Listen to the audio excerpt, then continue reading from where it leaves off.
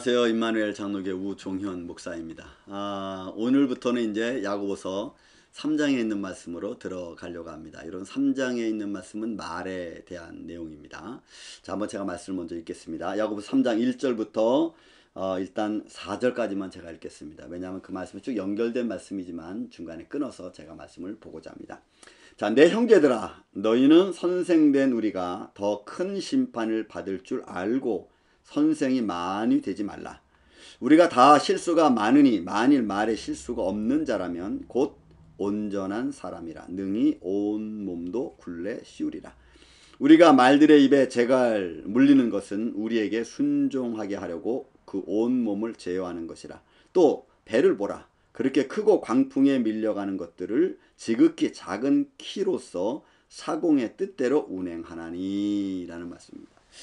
자, 여러분, 이 말씀 여러분도 아마 많이 읽으셨을 줄로 압니다. 잠언 13장 1절 2절 내에 있는 말씀 보면 사람 입술의 말로 말미암아 저희가 복록을 누리거니와 이런 말씀이죠.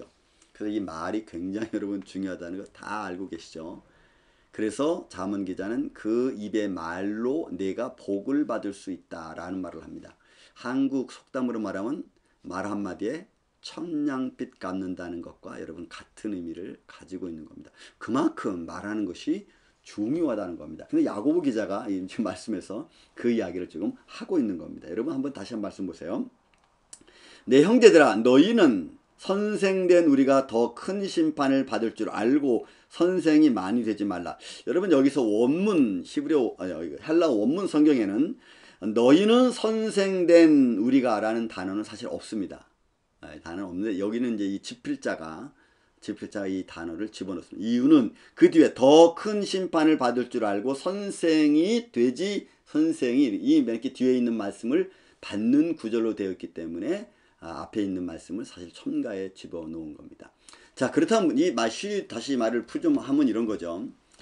너희 형제들, 우리 형제들에게 말하기를 선생은 말을 많이 하니까 말 실수도 많다는 얘기가 되겠죠. 그러니까 말 실수가 많은 선생이 되지 말라는 거죠. 그런 의미로 지금 쓰고 있는 겁니다. 왜? 사람은 불완전하잖아요.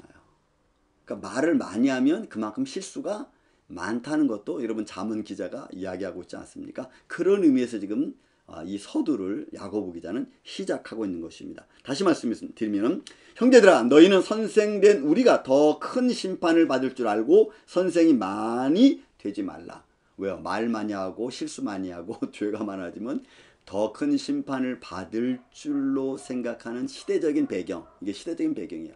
그래서 더 큰 죄인이 있고 더 작은 죄인이 있고, 사실 하나님 앞에는 모든 죄인이 다 똑같은데 사람이 생각적으로 그런 거 있죠. 큰 죄를 지면 저는 더 큰 벌을 받고 작은 죄를 지면은 적게 벌을 받고 뭐 이런 거죠. 그런 생각을 가지고 있던 시대적인 배경 속에서 선생에 대한 이야기를 지금 하고 있는 겁니다. 자, 그리고 나서 2절에 보면은 우리가 다 실수가 많으니, 여러분 다 실수가 많죠. 저도 그렇고 여러분도 그렇고 뭐 수없이 말의 실수가 얼마나 많습니까? 그래서 때로는 상처 주는 일도 너무 많고 또 이해하지 못하고 말하는 것 때문에 또 이제 환경을 바꾸게 만드는 말들도 너무나 많고, 저도 가끔 그럽니다. 이렇게 말을 듣다 보면은 내가 계획하고 이렇게 준비하고 있는데 이렇게 말을 듣다 보면은 그 말이 옳은 것 같으면 나도 모르게 이것을 바꾸죠. 마치 바뀐 것처럼 보이려고. 사람들은 이런 상황을 많이 맞이하게 될 겁니다. 그게 다 연약해서 그렇고 실수하기 쉬운 존재들이기 때문에 그렇습니다. 그래서 여러분 말씀하는 겁니다. 우리가 다 실수가 많으니 만일 말에 실수가 없는 자라면 곧 온전한 사람이. 야, 여러분 말에 실수 없는 사람은 온전하다는 말이 여러분이 텔레오스라고 하는 단어인데, 이 텔레오스라는 단어 의미가 물론 온전하다, 순수하다 뭐 이런 것도 있어요. 완벽하다, 완전한 뭐 이런 의미가 있어요. 그런데 여러분 이 의미는 실제적으로는 종말론적 의미로서 사용되어지는 단어입니다. 왜냐하면 이 땅에서는 퍼펙트 할 수 없거든요. 그러면 야고보 기자가 여기서 말에 실수가 없는 자라면 곧 온전한 사람이라 라고 할 때 이 의미는 종말론적 의미, 나중에 이루어질 상황을 두고 미리 이야기하는 거예요. 우리가 하나님 앞에 가면은 온전해지고 하나님의 온유와 하나님의 완벽함이 우리와 함께 하니까 우리도 그때 완벽해지는 거겠죠. 근데 지금 여기서 말하는 것은 이 야고보 기자가 그렇게 말에 실수가 없는 사람이 온전하게 되는 그런 과정이죠. 생각과 삶의 환경 속에서 그렇게 되어지고 성숙한 모습. 그래서 그냥 여기는 세상적으로 말하면 성숙된 이런 거예요. 명사용으로 성숙된, 완전한 이런 의미죠. 여러분 세상에서는 말이 실수가 없다고 해서 완전하다고 말하지는 않습니다. 그래서 이 말을 제가 금방 말씀드린 종말론적 의미에서 쓰는 것이 어떻게 보면 훨씬 낫죠. 여기서 말한다면 야고보 기자의 의미로는 좀 성숙된 사람 그런 의미로 사용되어지는 거예요. 그만큼 우리는 말의 실수가 많다는 겁니다. 그리고 이제 비유를 들어 말씀해 주는 것이 뭐냐면 우리가 말들의 입에 재갈 물리는 것. 이런 말이나 소 여러분 재갈 물리지 않습니까? 소는 코를 뚫어서 고리를 이렇게 매지 않습니까? 그 뭐예요? 주인이 쉽게 그들을 제어하고 주인이 원하는 대로 쓰기 위함이죠. 그래서 그들을 마음대로 이기잖아요. 그래서 여러분 말에 재갈을 매기고 소는 코를 뚫고 그 다음에 그들을 끌고 갑니다. 본문에 있는 말씀 하나 비유대로 말씀하는 거예요. 그렇게 해서 그들에게 재갈을 먹여서 그들로 하여금 순종하게 하려고 그 몸을 제어하는 것이라고 했어요. 그러니까 우리의 삶 속에 온전한 사람이 되기 위한 것 말 하나에 달려있다면 여러분 누군들 그걸 못하겠습니까? 아니 하려고 노력하겠죠. 하지만 죄인된 우리는 쉽지 않습니다. 2절에서 말씀했듯이 온전한 사람의 능히 온 몸에 굴레 씌우리라. 내 말이 내게 올무가 되면 그것만큼 힘든 게 없습니다. 제 무덤 제 판다 그러잖아요. 그래서 여러분 우리 믿음의 사람들은 이 입술에 신용이 있습니다. 입술에 신용이 있어요.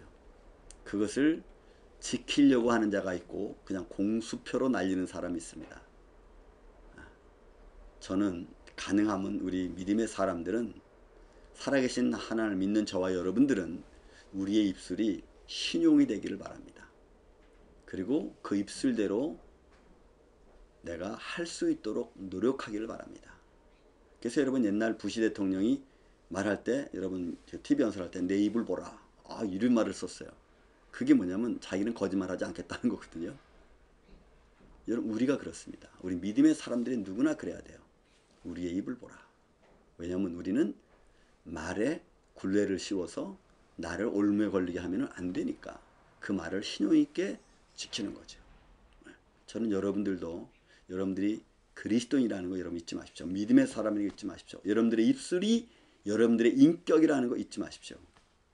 그래서 여러분들 입술을 정말로 위로하는 입술로, 그래서 많은 사람들을 잘 감싸주는 입술로, 그래서 성숙한 모습을 그래도 담아낼 수 있는, 상처 주고 이렇게 막 이게 아픈데 쿡쿡 찌르는 말이 아니라 정말 보다듬어 줄 수 있는 그런 말을 통해서 여러분들의 아름다운 삶이 한층 더 빛나기를 저는 주의 이름으로 축원을 드립니다.